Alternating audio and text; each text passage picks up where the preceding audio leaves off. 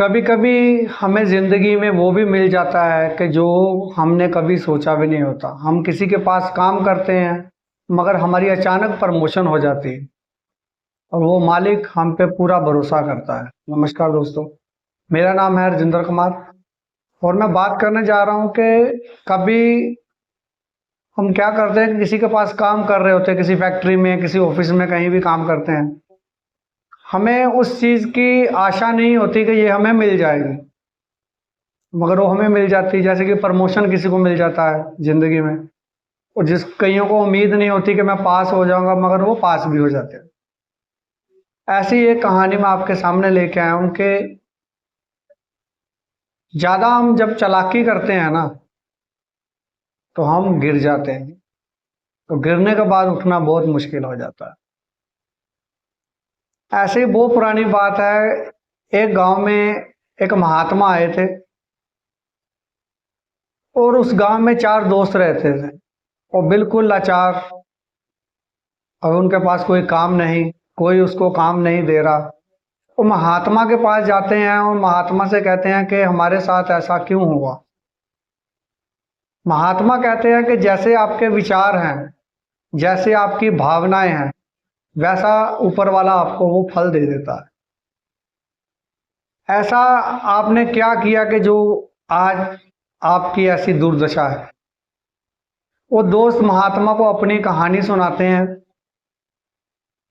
कि हम फलाने गांव के रहने वाले हैं, हम बचपन से ही साथ पढ़े लिखे हैं, कोई कम पढ़ा है, कोई ज्यादा पढ़ा लिखा है। और हमने सोचा कि हम इस गांव में इतना काम नहीं है, थोड़ा बहुत जो काम करते थे वो तो हमें मिल ही रहा था, मगर वो पर्याप्त नहीं था। हमारी शादियां हो गई।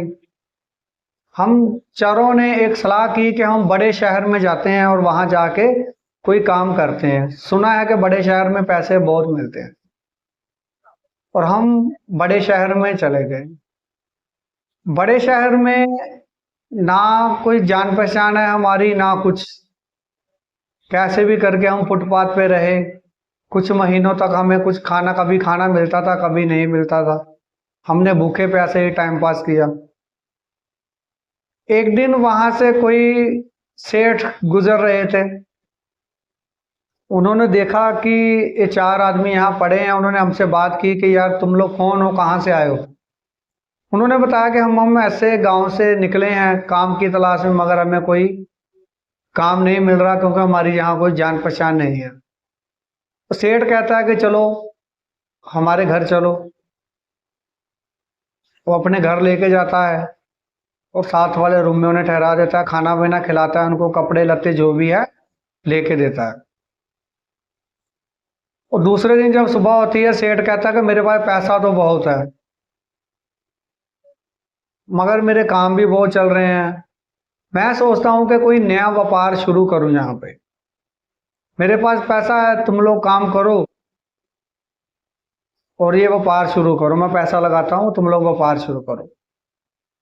वो चारों बोलते ठीक है। सेठ उनको एक बड़ी सी दुकान ला देता है, छोटी सी फैक्ट्री लगा देता है कपड़ों की। कपड़े सिलो और सप्लाई करो, कुछ भी है। और जो ज्यादा पढ़ा लिखा रहता है उसको उस फैक्ट्री का मैनेजर बना देते हैं कि तुम मैनेजर हो, सारी देखभाल तुमको ही करनी है। मैं महीने में, 2 महीने में एक बार आऊंगा जाऊंगा, इससे तुम लोगों को कुछ लेना देना नहीं है, मगर तुम लोग खुद ही ये लोग काम करना है। और चारों ने पूरी ईमानदारी से काम किया, किसको काम पे रखना है, किसको निकालना है, किसको कितना वेतन देना है, सैलरी देनी है, किसको क्या करना है, सप्लाई कहाँ करनी, कपड़ा कहाँ से आएगा, क्या नहीं।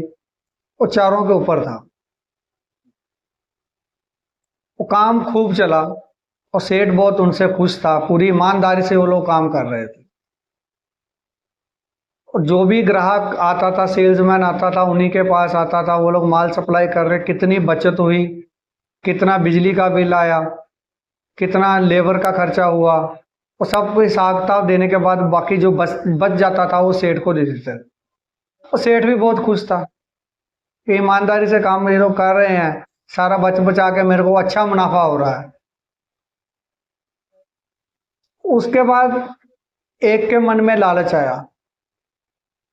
उसने सेठ से कहा, चारों ने मिलकर सलाह की कि काम तो अच्छा चल रहा है, सारी मेहनत तो हम लोग कर रहे हैं, क्यों ना हम सेठ से बात करें कि हमारी पगार बढ़ा दें, हमारे खर्चे बढ़ रहे हैं। तो चारों ने सलाह की कि जिस दिन सेठ आएगा सेठ से बात करेंगे। सेठ आया, सेठ से बात की कि सेठ ऐसे ऐसे बात है, सारा कुछ तो हम कर रहे हैं, तो हम चाहते हैं कि हमारी जो सैलरी है, पगार है, बढ़ा दो, हमारे खर्चे पूरे नहीं हो रहे। सेठ बोला कोई बात नहीं, तुम लोगों की सैलरी मैं डबल कर देता हूँ। सेठ मन में सोचता है वैसे भी मेरे को प्रॉफिट तो बहुत अच्छा हो रहा है, इनकी सैलरी अगर डबल कर दूंगा तो मेरा कोई नुकसान नहीं है, तो सैलरी डबल कर देता है। ऐसे ही उनका फिर चलने लगा। तो दूसरे के मन में फिर विचार आया, कुछ सालों के बाद दूसरे के मन में विचार आया कि क्यों ना यार, काम सारा हम देख रहे हैं, व्यापारी हमको जानते हैं, सेठ को कोई जानता भी नहीं काम किसका किसका नहीं, मालिक तो यहाँ के हम ही हैं। भले ही पैसा सेठ ने लगाया है, मेहनत हम कर रहे हैं, मजदूरी हम कर रहे हैं, किसको रखना है किसको निकालना है वो सब कुछ हम कर रहे हैं, तो फिर क्यों ना हम सेठ से बात करें कि हमको भागीदारी मिल जाए इस काम की, जो भी प्रॉफिट होगा आधा हमारा आधा आपका। बोले ठीक है, इस महीने सेठ आएगा तो सेठ से बात करें। जैसे सेठ आता है और जो मैनेजर बना रहता है वो सेठ से बात करता है कि सेठ जी, हम आपसे कुछ बात करना चाहते हैं। और सेठ बहुत दयालु है। सेठ कहता हाँ बोलो। सेठ को ये लोग कहते हैं कि हमको इस काम में भागीदारी चाहिए, जितना भी प्रॉफिट होगा आधा हमारा आधा आपका। सेठ कहता है कि इसको कुछ समय का मुझे टाइम दो सोचने का, जैसे जब तक चल रहा है चलने दो, मुझे कुछ दिनों की मोहलत दो, मैं सोच के आप लोगों को बताऊंगा। वो सेठ घर जाता है और अपनी बीवी से बात करता है कि ऐसे ऐसे जो हमारा काम चल रहा है, मैंने ऐसा ऐसा किया, वो लोग काम सब कुछ तो वही देख रहे हैं। तो उन लोगों ने ये बोला है कि हमें पार्टनरशिप करनी है आपसे, आधा आपका आधा हमारा। सेठानी कहती है ठीक है, वैसे भी आप कौन सा वहां जाते हैं, मगर आप ना उनसे एक जाके बात करो कि यहाँ पे एक मशीनरी लगानी है जो 40 लाख की है, 20 लाख तुम दे दो, 20 लाख मैं डाल देता हूँ, और जाओ जाके मशीन ले आओ, तभी तो पार्टनरशिप होगी। बाकी तो जो जो भी खर्चा है, जमीन का खर्चा, लाइट का खर्चा, सब कुछ तो मैं दे ही रहा हूँ, आप लोग काम भी आप लोग कर रहे हो। वो सेठ दूसरे दिन जैसे जाता है, सेठ सबको इकट्ठा करता है, चारों को अपने ऑफिस में बुलाता है और बात करता है कि तुम लोगों ने मेरे से ऐसे ऐसे बात की, मैं उसके लिए तैयार हूँ, पूरी तरह तैयार हूँ, मगर उसके लिए एक शर्त है कि आप लोगों ने मुझे पहले बताया था कि इस मशीन के कारण हमारे कुछ काम जो हैं टाइम पे पूरे नहीं होते, हम ऑर्डर टाइम पे नहीं कर पाते। बोले हाँ। तो बोले वो मार्केट में उस मशीन का रेट है 40 लाख, 20 लाख तुम दे दो, 20 लाख मैं दे देता हूँ, नहीं तो 10 लाख तुम दे दो, 30 लाख मैं देता हूँ, जाओ वो मशीन लेके आ जाओ, तभी तो भागीदारी होगी, ऐसे कैसे हो जाएगी। वो लोग कहते सेठ से झगड़ा करते हैं, सेठ से कहते हैं ऐसा कैसे, फैक्ट्री तो आपकी है, तो हम लोग क्यों पैसा दें। सेठ कहता है अगर फैक्ट्री मेरी है तो मैं आपको हिस्सेदारी क्यों दूं, अगर आप लोग पैसा नहीं डालना चाहते, 3 गुना पैसा मैं दे रहा हूं, मैं तो 1 ही गुना मांग रहा हूं आपसे, आप पैसा इकट्ठा चारों इकट्ठा करके दे दो 2.5-2.5 लाख, तभी तो मशीन आएगी, फिर काम बढ़ेगा, तभी प्रॉफिट बढ़ेगा, तभी तो मैं आपको दे पाऊंगा। चारों के मन में क्या आया कि ये पूरी फैक्ट्री को हम लोग देख रहे हैं, सेठ ये फैक्ट्री बंद करेगा नहीं, तो क्यों ना हो कि हम सेठ को धमकी देते हैं कि हम लोग यहाँ काम ही नहीं करेंगे। फिर सेठ के पास जाते हैं, सेठ को धमकी देते हैं कि नहीं सेठ ऐसे नहीं चलेगा, नहीं तो हम लोग काम नहीं करेंगे, कंपनी को ताला लगा दो। सेठ को क्या नुकसान होने वाला, सेठ के तो पहले ही बहुत काम चल रहे हैं। वो बोला ठीक है, फैक्ट्री को ताला लगाओ, चाबी मेरे पास दो, तुम लोग जाओ जहां काम करना करो। मगर एक जो था उसके मन में आया कि ये लोग साले गलती कर रहे हैं, वो सेठ इतना भला मान है, हम पे इतना विश्वास करता है। हम लोग जो भी सामान यहाँ से मंगवा रहे हैं, कितने में मंगवा रहे हैं, क्या कर रहे हैं, सेठ ने आज तक नहीं पूछा। इतना ईमानदार सेठ है। हम लोग कितनी वहां से बचत कर रहे हैं, हमको अच्छा प्रॉफिट हो रहा था, फिर भी हम लोग ऐसा कर रहे हैं। वो सेठ को बोला कि सेठ, मैं ये फैक्ट्री में काम करूंगा, मैं इसको चलाऊंगा, ये तीनों जा रहे हैं तो इसको जाने दो। सेठ बोला कि तुम यहाँ पे करते क्या थे? बोला जी मैं ये काम करता था। सेठ बोला कि बाकी के काम कौन करेगा? और बोला कोई बात नहीं सेठ, बाकी का इंतजाम भी कर देंगे, इन तीनों को निकाल दो, इनके मन में लालच आ गया है। सेठ बोलता ठीक है, आज के बाद तुम्हारी इतनी 3 गुना पगार बढ़ा देता हूँ, इस काम को तुम देखो, इनको निकाल देता हूँ।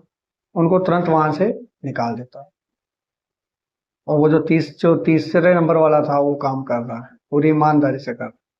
वो कहाँ का कहाँ पहुंच रहा है।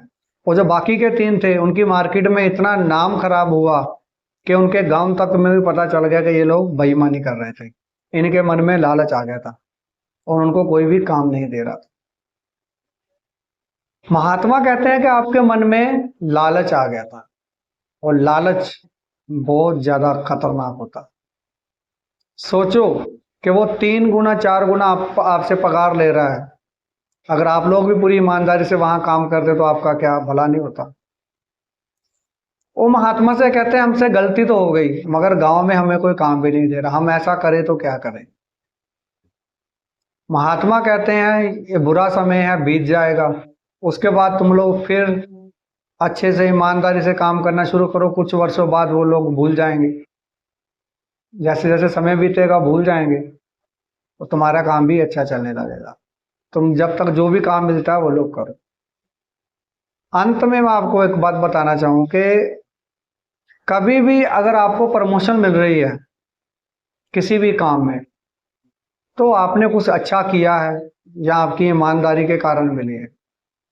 अभी सोचोगे कि कुछ लोग तो कामचोर रहते हैं, कामचोर को कैसे मिल जाती है, मगर अगर आज तुम लोग देख रहे हो वो कामचोर है, मगर वो पहले कितनी मेहनत करके यहाँ तक आया है ये आपको नहीं पता। एक मैनेजर कुर्सी पे बैठा आपको दिखता है कि वो कुछ नहीं कर रहा, सुबह आता है, बैठता है, चले जाता है, मगर पूरी फैक्ट्री की देखरेख उसके ऊपर होती है। कोई भी मालिक, कोई भी सेठ ऐसे उसको पगार नहीं दे रहा लाखों में। इसलिए कहते हैं कि जैसा आपके विचार हैं वैसा आप बन जाते हो। अपने विचारों को शुद्ध रखें, तभी आप आगे बढ़ेंगे।